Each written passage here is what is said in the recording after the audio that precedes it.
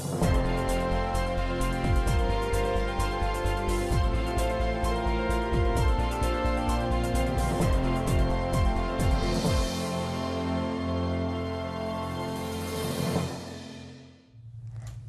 and welcome to our first episode of JFWA Academy News. I'm your host, Elizabeth Melton, freshman at the JFWA Academy. And I'm Shayla Pointer, senior at JFWA Academy.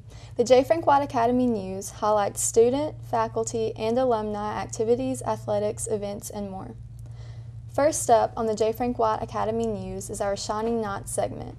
Shining Knots showcases the many hardworking and diligent students and faculty members who are part of our school and ensure success throughout each semester with on and off campus activities. Our first interview is with our Spanish teacher, Mr. Green. Mr. Green is last year's recipient of JFWA Academy's Teacher of the Year Award and a graduate at JFWA Academy. Mr. Green is the faculty sponsor of JFWA Academy's New World Culture Club, which is the highlight of our Nightlife segment. But first, an introduction to Mr. Green with an informative interview. I teach Spanish, so I'm responsible for teaching elementary, middle, and high school Spanish. Last year I taught 4th grade, 5th grade, 6th grade, 7th grade, 8th grade, and then the high school Spanish classes. And this year we're doing a new thing where the high school Spanish students teach the 4th and 5th graders. So that's a really neat thing that we've changed, and it's working really well. Organization-wise, I coach middle school tennis. I have helped start the World Culture Club, which is something that I think we're going to talk about probably in a little bit. What else am I involved in? After-school program. I'm one of the after-school program teachers. And I also help a little bit with anything that needs to be done. Organize the Mountain Fiesta, which is kind of its own animal. I'm vice president of the PTO and the head of the activities committee for the PTO. So our PTO is really growing a lot. It's going really well. I'm happy to be a part of it. So I applied to a Fulbright Hayes GPA Study Abroad program, which was funded by Fulbright Hayes and organized and directed by the Ohio State University in Columbus. And the trip was called Teaching the Andes. So the objective was to carry K through 12 educators. They chose 12 of us to take 12 K through 12 educators to the Andes, spend 2 weeks in Ecuador, 2 weeks in Peru, live in and amongst indigenous communities, learn Ecuadorian Quechua, which is the indigenous language there, and Peruvian Quechua, which is the closely related indigenous language of Peru. And the subtitle of the trip was Reclaiming the Public Sphere and Redefining the Common Good, which were really kind of fascinating topics to look into because the perception of those things, the public square and the common good in the Andes, is entirely different. So it provoked us to question what wealth means, what healthy living looks like, what community looks like, and it gave us a new way to approach the way that we teach. In terms of how it affects our school, I made some really strong connections. Partnering with us on Project Avalon, which everybody's going to be hearing a lot more about. We're going to be incorporating ancient Incan technologies into the garden system that we do, so we'll have terrace gardens directly inspired by our experience in Peru on the Fulbright trip. Beyond that, the network that we were able to build and some of the connections we were able to make to similarities between Appalachia and the Andes is going to kind of change the way that we approach looking at ancient cultures, modern cultures, world cultures, and it's really going to inform and shape a lot of the things that we do, especially with Project Avalon. The World Cultures Club, we have had a tremendous turnout. So our first interest meeting, we had I think over 40 people, and then the next meeting, which was our first official meeting, we had as many, if not more. And the idea for the World Cultures Club is that we're going to have a cultural dinner every month, which is a pretty ambitious goal, but with this many people and with this kind of active membership, I think we can do it. So the first one coming up is September 28th. That's a Thursday. At 7 o'clock, we'll be going to Haymakers Farms, and we'll be hosting our first cultural dinner, and the theme of that first cultural dinner is Appalachia, traditional Appalachian food. The Mountain Fiesta is kind of my baby, so the Spanish 3 class is already starting to plan that. We have some really big plans for it. We've got a band coming in from Louisville, hopefully Appalachian. They fuse Latin American music with Appalachian music. It's really cool. And anybody who wants to help in that planning process through graphic design or advertisement or recruiting or even just, like putting together small logistic things like, where the trash bins are going to be. We need all sorts of help. Also research into cultural practices and traditions and foods that we can incorporate into things. That's going to be April 21st, next spring, April 21st on a Saturday. And people can come volunteer and help us out and show support. We'll be selling aguas frescas, like fresh juices, and I think we're going to make pupusas, it's an El Salvadorian food. It's great to be a Knot. Yes, it is. Stay tuned for our Knots Camera Action sports segment with Dakita Williams and Chrissy Bradley after we return from the break. What do we know about learning? It takes place beyond the pages of a book. We learn by exploring, by trying new things, by connecting, by sharing. We learn by taking chances and dreaming big. At Lincoln Memorial University, learning is beyond the books. It's everywhere.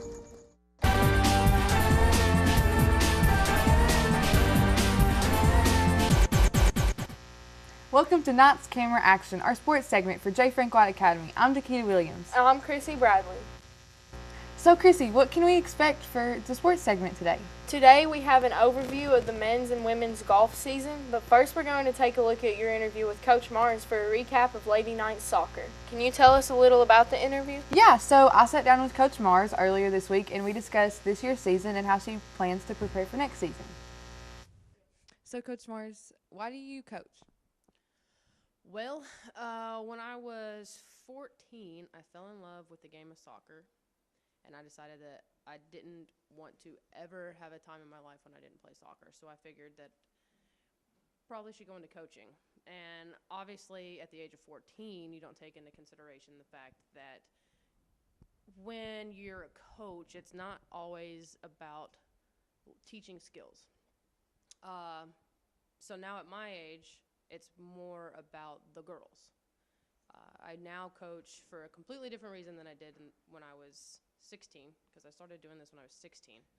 I coach for the girls now and to play a role in what they do.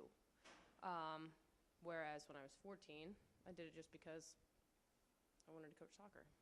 I wanted to play soccer. I wanted a soccer ball at my feet. Okay. Since the season just ended, do you care to give us a recap about the season? Well, we started with a roster of 14, which was looking like it was going to be the biggest team we'd had in several years. We unfortunately were faced with some big issues. Two key players suffered major injuries that put them out for the rest of the schedule, leaving us with one sub. Then we had one of our offensive players come down with strep throat, leaving us with no subs. So I feel like the girls really pushed through it as best they could.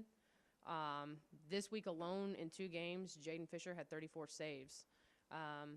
Despite the fact that we only had 6 offensive players on the field, we had five of those different girls score goals this season, and more than half of those scored multiple goals. I feel like we did the best that we could with the situation that we were given. Okay. So, Coach Mars, how do you think that you're going to prepare for next season now? Well, honestly, I'm going to take a few weeks off. I'm pretty worn out.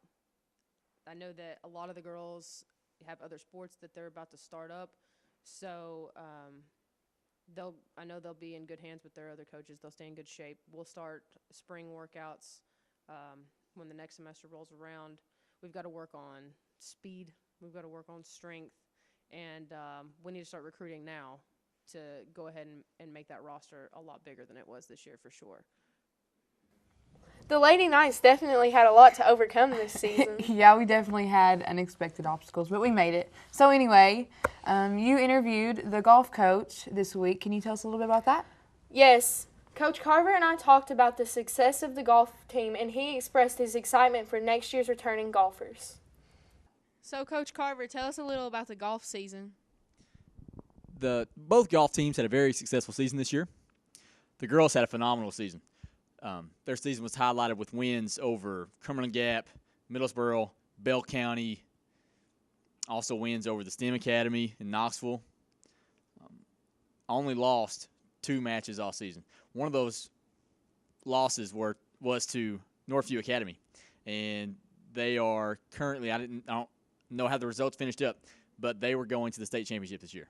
They had girls that shot par, very good, and we will return all of our girls next year. The guys team also had a pretty good year. Had wins over Cumberland Gap, Middlesboro, and Cornerstone Christian, so we're proud of them. And we'll have at least 4 or 5 coming back next year, so both teams should be growing and have a good season next year. So hopefully we can repeat that success. Well, that's great. I'm glad you guys had a good season. Do you want to tell us a little bit about why you coach? You know, I just enjoy golf, and so I hope to share that joy of golf and just competitiveness with my players. Thank you for joining us, Coach Carver. Well, it seems like the golf team had a great season. Yes, I'm looking forward to see what's in store for next year. Yeah, me too. Thank you for watching Knights Camera Action, and join us next week for a recap of the cross-country season.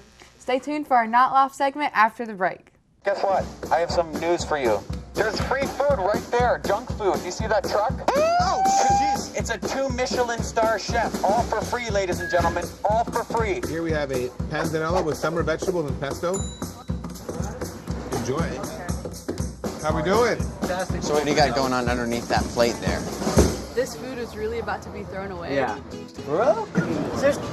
there something wrong with this food? Where did you get it from? From farmers markets. They put aside the ugly vegetables and the ugly fruits. Carrot top, soft avocados. It was all food that was going to be discarded. Even the drink you had is made from like a little bruised peach. Did it taste a little bruised? Great. It was good. The average person throws away 24 pounds of food a month. That's a lot. Isn't that a lot? Go visit SaveTheFood.com for more information. Thank you. Junk food time!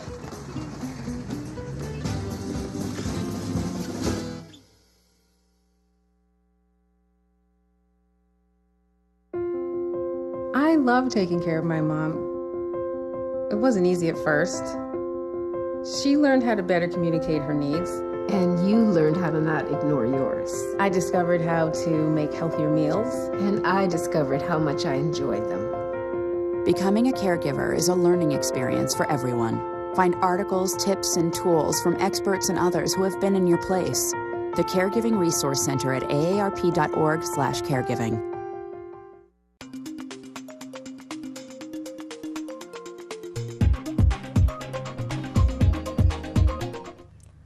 Welcome to the J. Frank White Academy Nightlife segment, by the Knights, for the Knights. On September 28th, over 100 students and community members gathered at Haymaker Farms for the first cultural dinner of the school year, organized by the J. Frank White Academy's World Culture Club. The purpose of the dinner was to welcome cultural diversity. Students and faculty brought Appalachian dishes to contribute to the event, such as fried chicken, soup beans, macaroni, green beans, chicken and dumplings, and many other Southern staple dishes. Committee members were actively participating throughout the event to ensure a wonderful night to all those who attended. Many students also contributed by making compost seed packets from recycled paper for attendees to take home. I had the incredible opportunity to interview students and faculty at the cultural dinner, and here's what they had to say. So you're part of the World Culture Club. How has that experience been for you? It's been a great way for me to get used to other cultures and just go outside of my comfort zone and really get comfortable with cooking other foods and talking to people that I probably would never have spoken to without this club.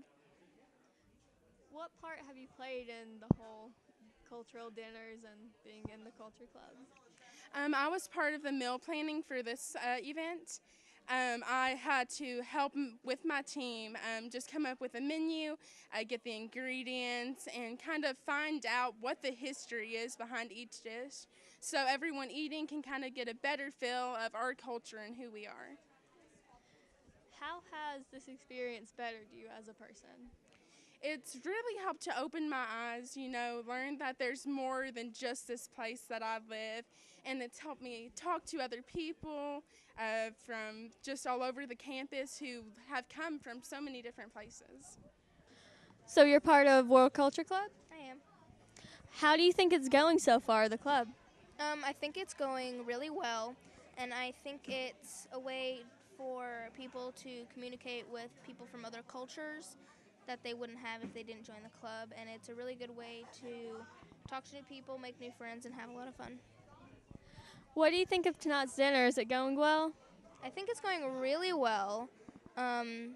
It's a really big success. We had a lot more people than we expected. What do you think about future dinners? Are they going to be as good as this one?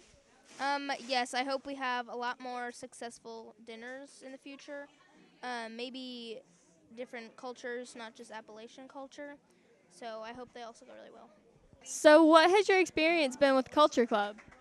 My experience has been absolutely amazing with Culture Club. We're this just big group of friends in this community, and just in the short amount of time that this club has been formed, we've been able to work with each other well, and we've been able to talk with each other and communicate with the school and get everything rolling better than I ever thought would be possible. What do you think of tonight's dinner? Is it going as well as everyone thought it would? I think it's going better than expected. We've had just an overwhelming amount of participation and praise for this from the people that are here. We've had twice the amount of people that we expected to have at this event. So you're part of World Culture Club? Yes, I am. How has your experience been with that?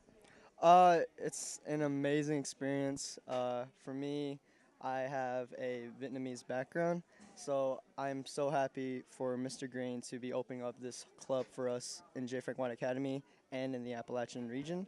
And I believe that this is such a great opportunity for everyone in J. Frank White to have an opportunity to look at other cultures, experience other foods and other ways of life. We invited DCOM students, LMU students, parents, families, faculty.